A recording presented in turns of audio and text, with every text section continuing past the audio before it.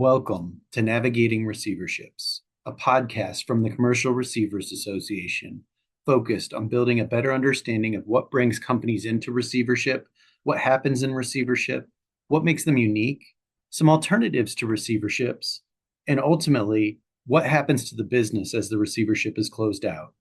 I'm one of your hosts, Eric Morcheski, CRA board member and CEO of Nimble Strategies. Welcome. We're here today with Judge Elizabeth Gunn. This is kind of an exciting episode for us as you're our first judge to be on the podcast. Judge Gunn, thank you so much for joining us. Can you tell our listeners a little bit about yourself? Well, thanks for having me, Eric. As you said, Elizabeth Gunn. I'm the bankruptcy judge in the District of Columbia. I've been on the bench since 2020.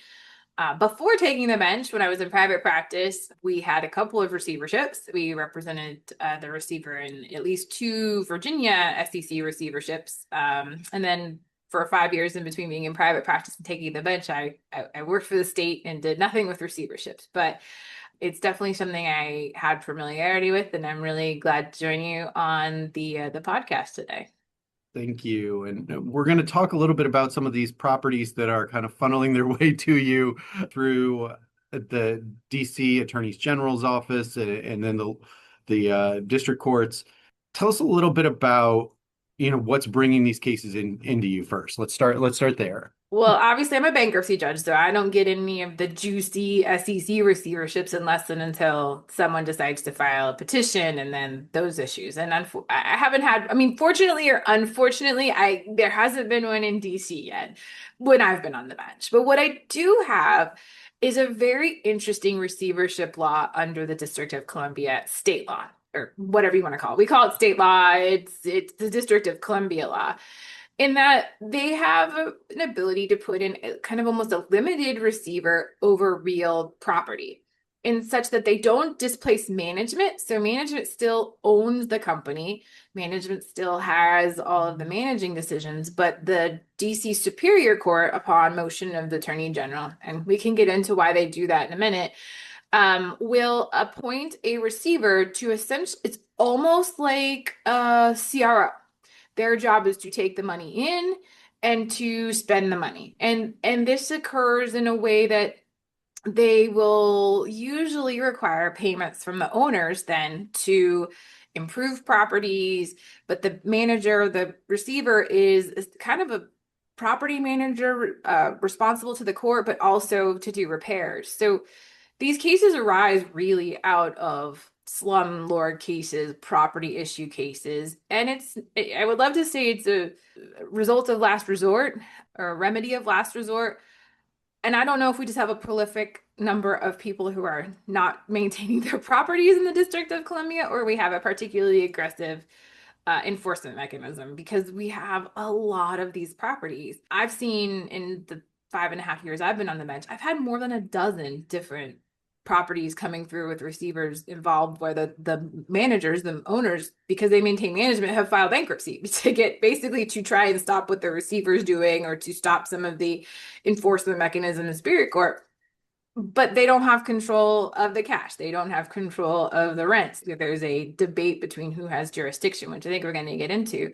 But I'd love to call it the parade of horribles, because by the time the properties have a receiver and by the time the management decides, maybe we need to do something about this and file a bankruptcy, I get pages and pages. And when I mean pages, I mean tens and hundreds of pages from the Attorney General's office documenting what we call the parade of horribles.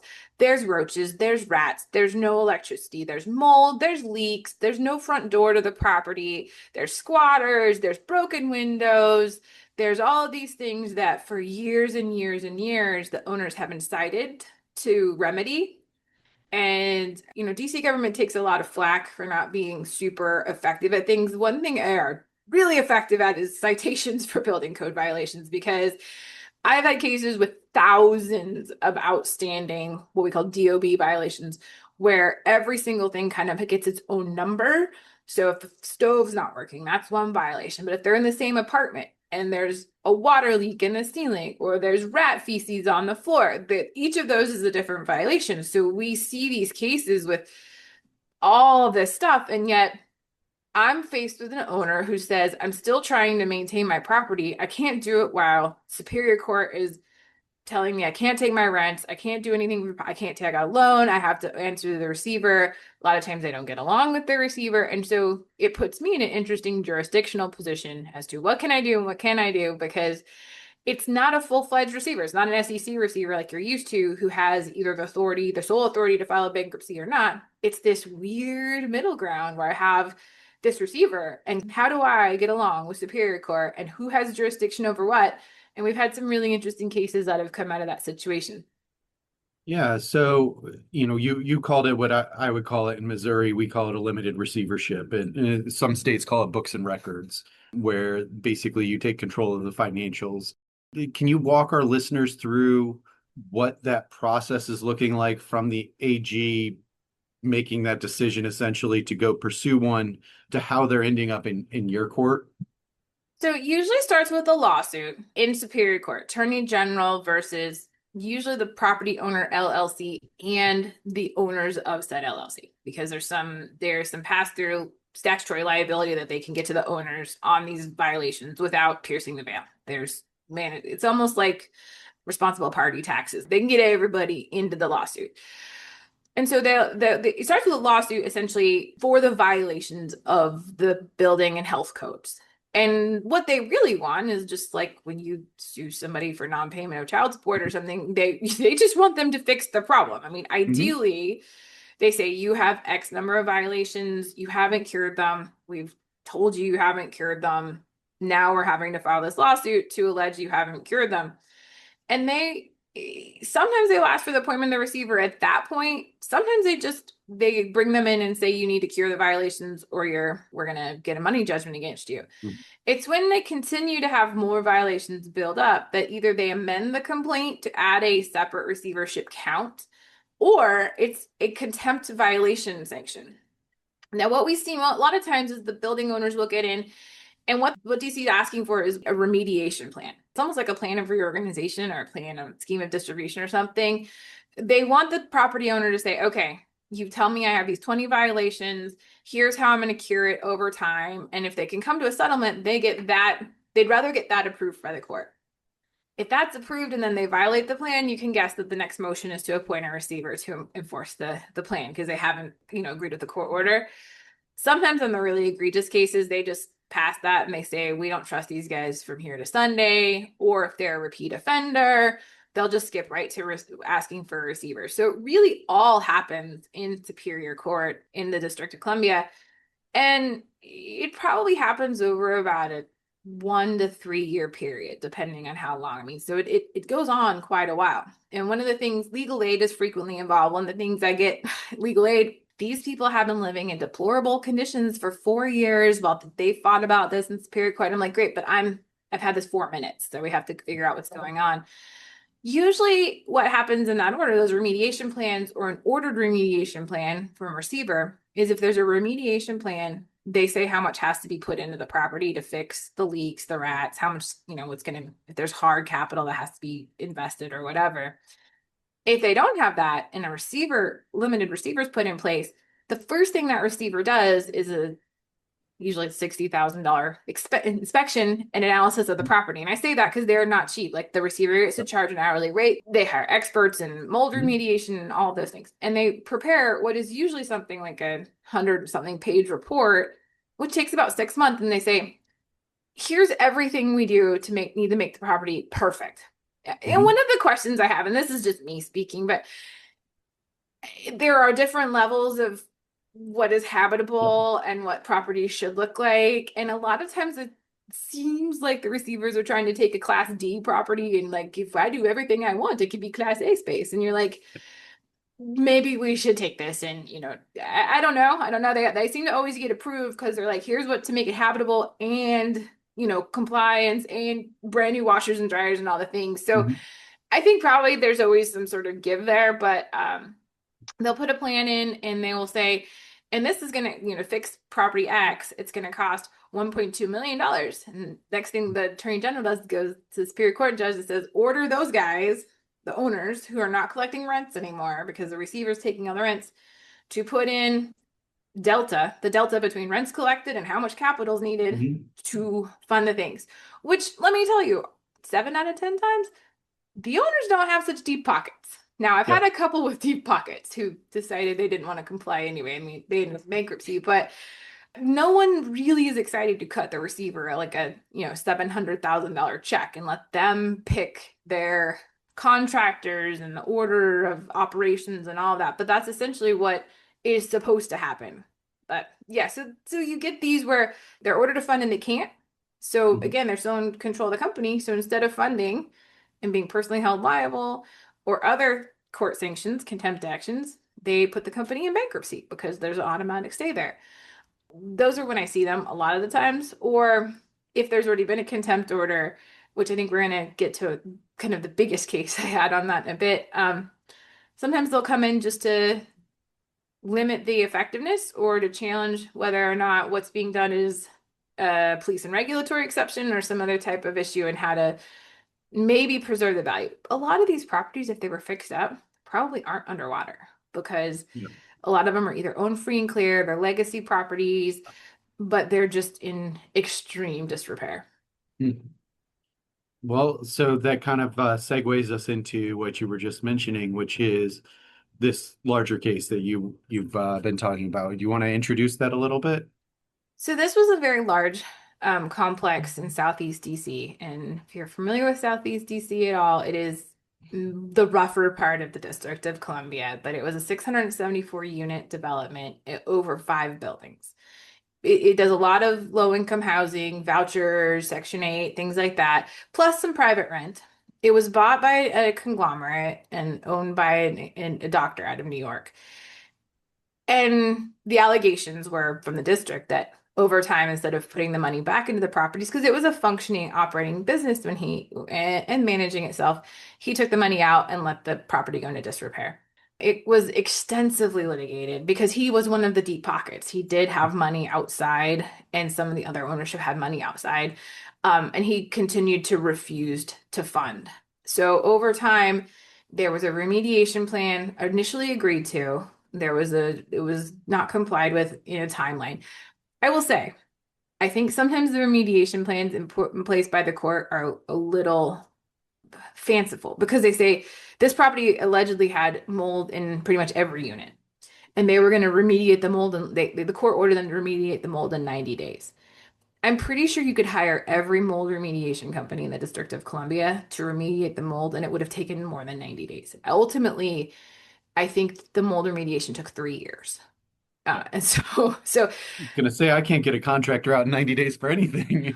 right, right. And I mean, when I say it took 3 years and somewhere over $3 or $4 million to do it. I Mhm. mean, just the mold remediation stuff. So it was, I'm not sure how you get compliance in 90 days. But that being said, they didn't comply, and there were a number of things they weren't compliant with. The district then went in on a motion for contempt because the order was a remediation. And the district judge, to his credit, he'd been dealing with this for like 3 years. And I think he was right. There was voluntary noncompliance. Like the owners clearly were not interested in funding some of these things because it was easier to take the money than not. And so he found them in contempt and he crafted what is a fairly unique order from what I've seen on this contempt, which is you're in contempt. Here are the 45 things you haven't done in the 2 years you've been given the opportunity to do so. If you haven't cured your contempt, and again, this is civil contempt, so you have to have a purge. If you haven't purged your contempt in 30 days, I'm ordering that you are only able at that point to collect 50% of the rent. So say the rent roll was 500 grand a month on 674 units, not a big number. And a lot of this was district controlled rents. So they're going to know if they have to Mhm. pay or not. He said if you haven't purged in 60 days, you can only collect 60% of the rent. And if you haven't purged in 90 days, you can't collect 75% of the rent. So it had an escalation clause for the longer they went.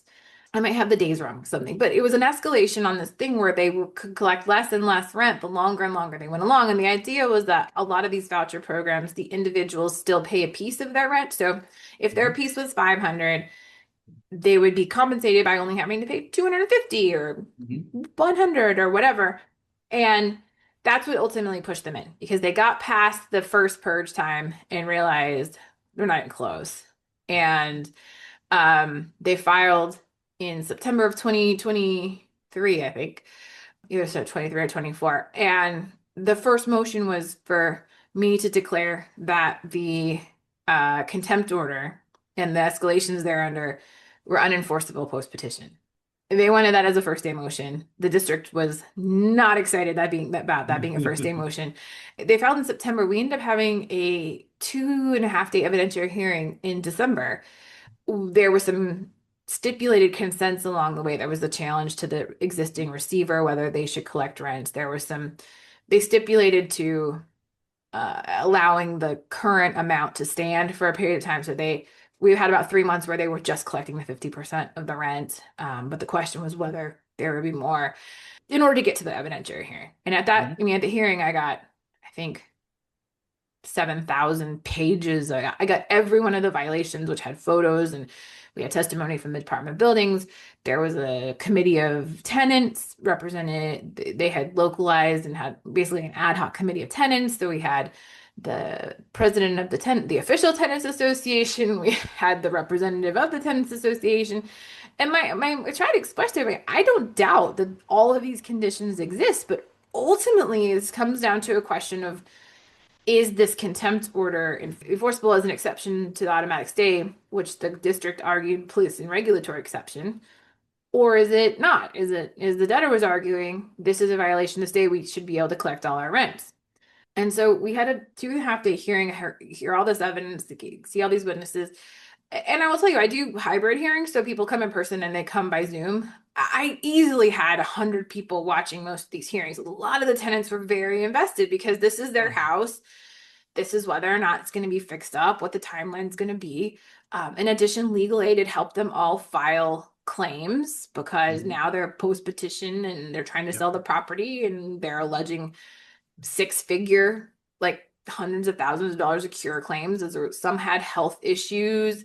Mhm. They showed video. There was a video of during a rainstorm once, like all of the water came down into the parking garage and this fantastic, nothing. I didn't doubt that the conditions were that way, but it was really came down to a legal question of, was the purge, how did that work? How did this contempt purge?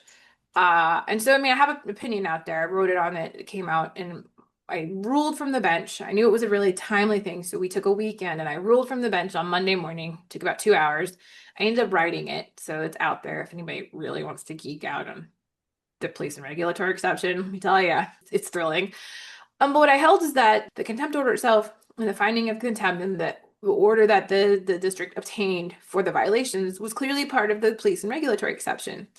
But what wasn't was the financial implications on the debtor's post-petition income, meaning they could continue to fine them and Mhm. accumulate a fine in the amount of the contempt amount, but they couldn't enforce the non-collection of the funds because the post-petition funds were property of the estate.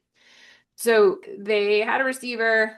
A deal was cut to keep that receiver in place. There was some argument as to whether they should stay in place or not. Mhm. And ultimately, the property got sold. It took about 12 more months after that ruling for the property to finally sell because there were so many moving pieces. But it really made me dig into this idea of which of the actions which DC pursues in these buildings is truly a health and safety, police health and safety concern for the population. What ultimately becomes something that violates the automatic stay. And it was a really fine line, I Mhm. thought, to distinguish, but the case law is very clear that the police and regulatory is to enforce health, safety, community, all those things. It's not to collect money. And so Yep. we drew that line in the middle. Property's in new hands now. A case is still a little bit open. We have some remnants of insurance proceeds, which have nothing to do with what we're talking about Yeah. today. So I feel confident I can talk about this, but it was quite an extensive case and really in this one, the receiver wasn't as involved, but they were saying, like, how do we do the rents? And they actually Mhm. worked very collaboratively with the debtor and at least administering the day to day, as opposed to this the question of who got what. Yeah. So many questions to come out of this. I'll try to keep them simple and short and sweet. But we'll start with just what you just touched on, the receiver. So you kept the receiver in place. Let's start simple, right? Because there Right. are certain judges that say no, and there are certain judges that say yes. I said you agreed. That sounds fine to me. It has been brought up in almost every one of these property cases that has this limited receiver. The debtor has moved to have the receiver removed, and ultimately it is settled. So I Hmm. actually haven't had to decide, other than I did have one very early on where it wasn't the debtor that was arguing, it was the U.S. trustee was saying, the code says you can't have a receiver. And I said, the code actually says I can't put a receiver in place post petition. It's silent on the question of whether that receiver can exist in some Hmm. sort of a, coexisting agreement with the property, the estate. I've never had to make that later half of that decision, which is how much can the receiver do post petition, Hmm. and how does their appointment order compare with what the police and regulatory exception might allow for, or 542 might allow for, or any of those things. Because all the credit to the District of Columbia's counsel and debtors counsel, they usually come up with an agreement, and it's not always the same. In some Hmm. cases, the debtor had the receiver doesn't want to do the day-to-day money coming in or not. So there's a wide range of where this ends up, but it's usually very fact specific. And so I've only ever made that first ruling. I haven't had to consider the last one, and it was very limited, which is the code says I can't put one in, or one cannot be appointed whilst in bankruptcy. However, it's silent as to what can exist, and I'm very thankful for all the excellent counsel involved who have made arrangements so that it has worked for each case to keep some involvement and to make them mostly successful. Yeah. So shifting a little bit to another party in the case, the district. I won't ask you to tell us whether you feel they liked your ruling or not. Um, but has it convinced them to keep putting stuff in, or have they been changing up their method to their madness um, I after this decision? I honestly I don't know, because I don't see things until Yep. management comes out. The one interesting piece is there is a notorious slumlord who has done some other things, and he ends up finding shills to file bankruptcies and then Hmm. trying to wash things through a false 363 sale. I made findings on the record that it was Yep. completely fraudulent. I've had all that.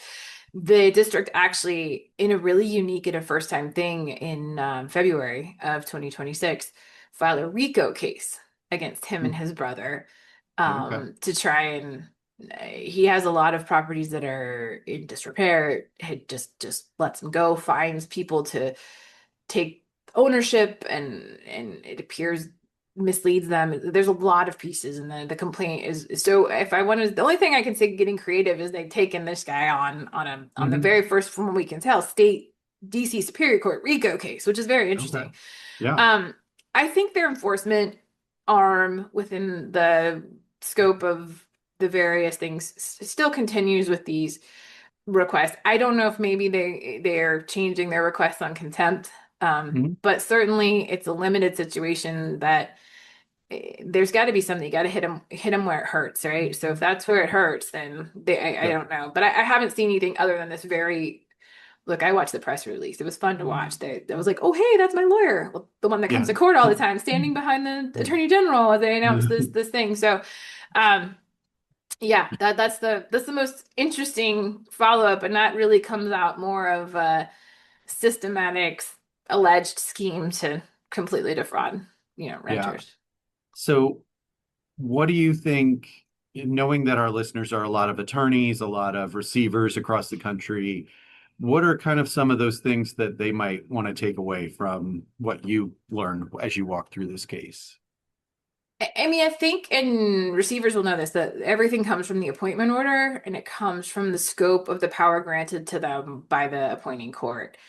I do think over time, having reviewed a lot of these appointment orders and reviewed a lot of these schemes of correction or abatement plans, they are getting more nuanced and more specifically set out with tighter timelines and with more detail because having, as you know, having a broad order can do a couple things. It leaves a lot of wiggle room and it doesn't create a lot of obligation and deadline. And so I'm not saying anything new to the receivers or attorneys on this case, but it begins and ends with that receivership order and whether or not you have what you need there, whether you have to come back for relief to get more of that, if you have to come and get an amendment. I mean, you never have the full picture, but one thing that's interesting about the limited receivers is there's usually been litigation for at least, 6 to 12 months in DC before they're involved. So they have more information than maybe your SEC receiverships who have just figured out there's a Ponzi scheme and there's enough to come in and set it up. So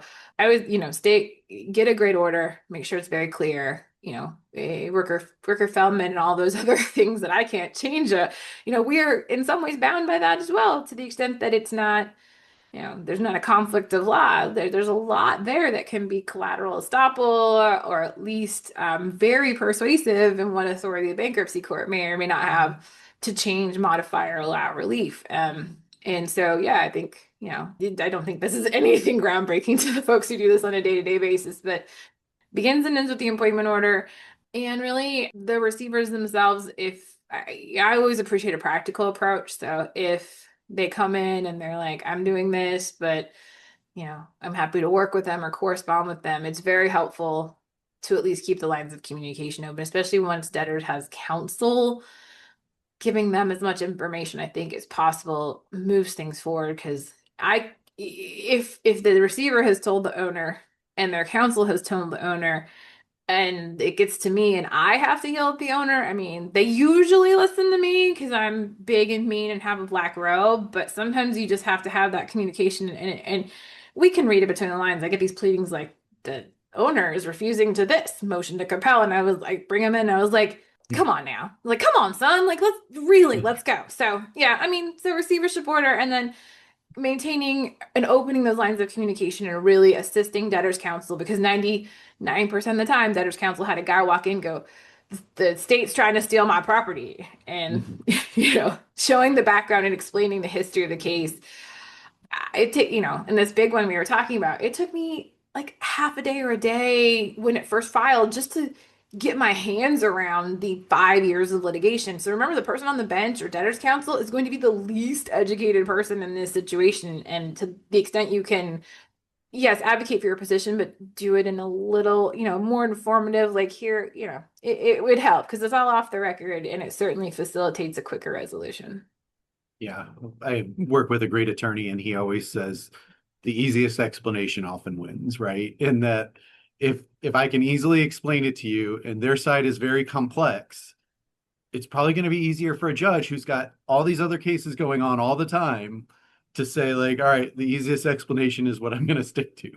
I mean, and I don't want to sound like I do feel for like the people who live in these properties because a lot of times they can't afford to live elsewhere. They're on voucher programs.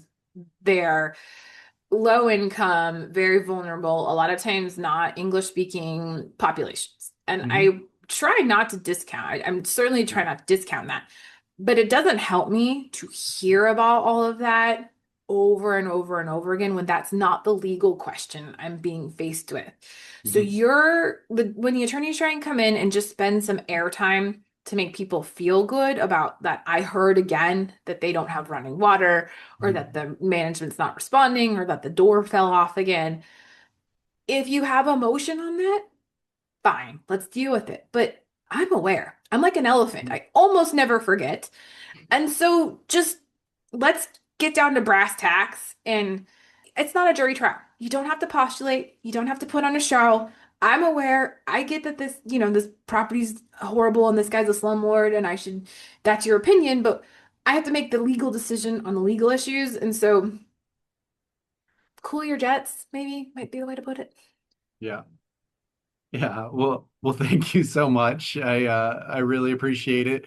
Cool your jets, I feel like is a really good way to end end the conversation. So I'm gonna cut us off a little bit there. I will throw out a little bit of plug for you. You also operate your own podcast, the Bad Boys of Bankruptcy. So where we talk a lot about cases that most of the world has never heard of in state court receiverships.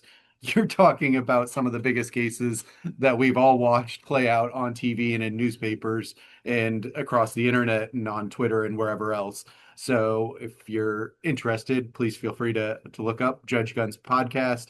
I know she has a number of episodes, and including you're going to be recording a live episode at our CRA conference this year. So we're really excited about that. We'll probably be teasing out what that episode will be about over the coming months. Thank you so much for joining us today, Judge Gunn. Is there anything you want to leave listeners with? Thanks for having me, Eric. It's always nice. This is a fun group, and hopefully, even though a little different than your normal podcast, somebody got something out of this, and I look forward to seeing you again in person. Thank you. Thank you for joining Navigating Receiverships, brought to you by the Commercial Receivers Association. Find more information at commercialreceiver.org and catch every Navigating Receiverships podcast by subscribing through your favorite platform today.